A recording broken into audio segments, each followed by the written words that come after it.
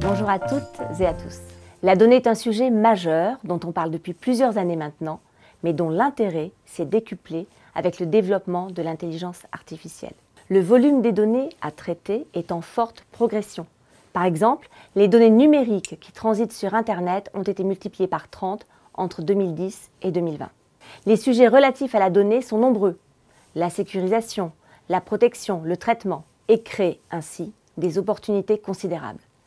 La donnée constitue donc aujourd'hui un enjeu économique et sociétal majeur. Pour en parler avec nous aujourd'hui, nous recevons Jacques-Aurélien Marciro, co-responsable de la gestion action chez Edmond de Rothschild Asset Management. Bonjour Jacques-Aurélien. Bonjour Estelle. Alors Jacques-Aurélien, en quoi la donnée est-elle un actif stratégique aujourd'hui ? Alors en quoi la donnée est un actif stratégique ? Concrètement, tous les jours, vous entendez parler d'intelligence artificielle.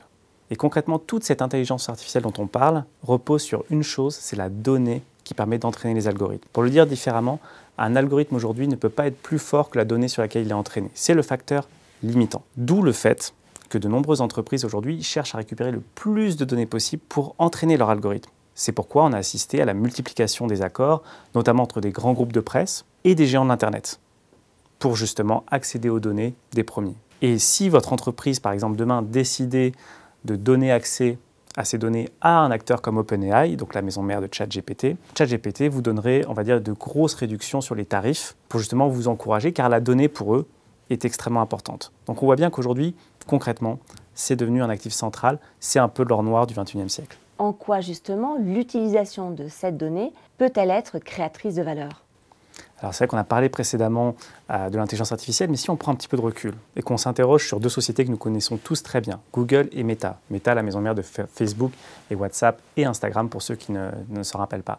Ces deux sociétés ne font rien d'autre qu'organiser l'information que nous avons créée. Google n'a pas créé Internet, Google ne fait qu'organiser les liens entre les sites. Et Facebook n'a pas créé vos amis, ne fait qu'organiser des contenus créés par vos amis pour que vous passiez le plus de temps possible sur la plateforme. Donc on voit bien que dans les deux cas, il s'agit d'organiser l'information créée par vos amis, les sites web créés, et ce sont deux des sociétés les plus rentables et les plus puissantes au monde aujourd'hui. Donc je pense que cet exemple-là suffit à démontrer le potentiel de création de valeur lié à la donnée. Maintenant, si on essaie d'aller un peu plus loin, ce sont des données de réseaux sociaux, des données personnelles, mais on peut évidemment parler du secteur de la santé, puisque la santé est vraiment l'un des domaines dans lequel il y aura le plus de valeur créée par la donnée.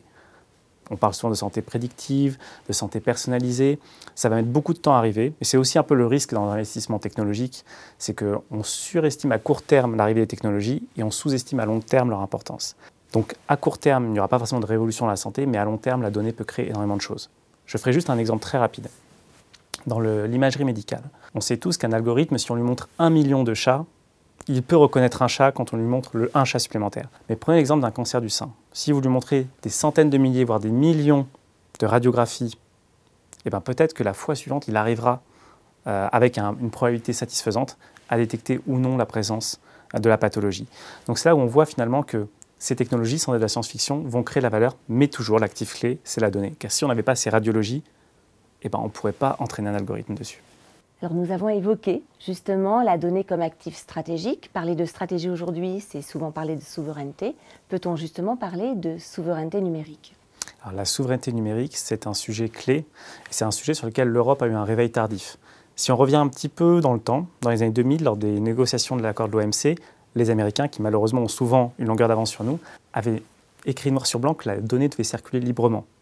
C'est d'ailleurs vis-à-vis de ces mesures-là que la Commission européenne s'est réveillée il y a maintenant quelques années avec tous les textes législatifs que l'on connaît. Et clairement, maîtriser ces données, maîtriser son architecture technologique est quelque chose d'essentiel.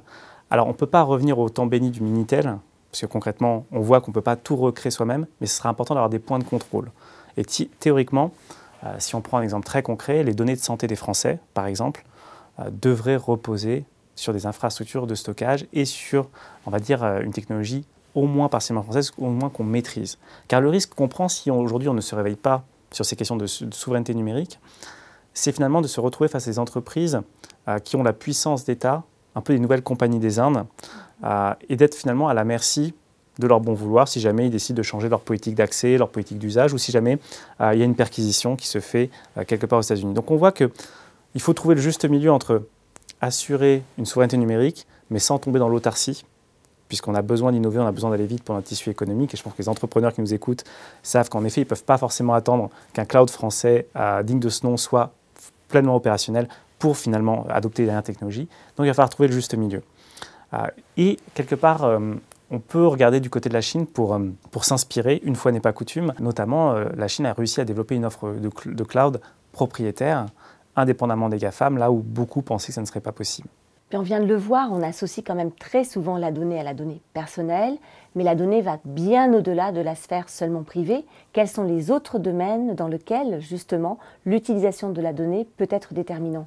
C'est une excellente question. C'est vrai que quand on pense à la donnée, on pense toujours données personnelles puisque c'est ce qui est le plus proche de nous. Mais si on se projette sur un horizon de 5, 10, 15 ans, la majorité des données qui vont être créées sont des données machines, voire des données qui ont lien avec l'environnement, on va dire, économique, voire géologique. Donc c'est vrai que la révolution de la donnée, ce n'est pas que, on va dire, de la publicité ciblée ou de la médecine personnalisée, ça sera aussi des solutions contre le changement climatique, des optimisations de production.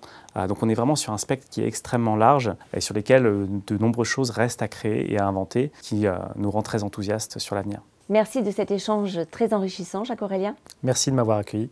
Le thème de la donnée est donc un thème puissant et porteur. Nous venons de le voir, c'est un thème qui crée des opportunités d'investissement significatives. Ce thème est présent dans nos mandats. Nous sommes investis dans quelques fonds qui ont fait de la donnée et de sa gestion un de leurs thèmes d'investissement. N'hésitez pas à vous rapprocher de votre conseiller LCL Banque Privée. Merci et à bientôt.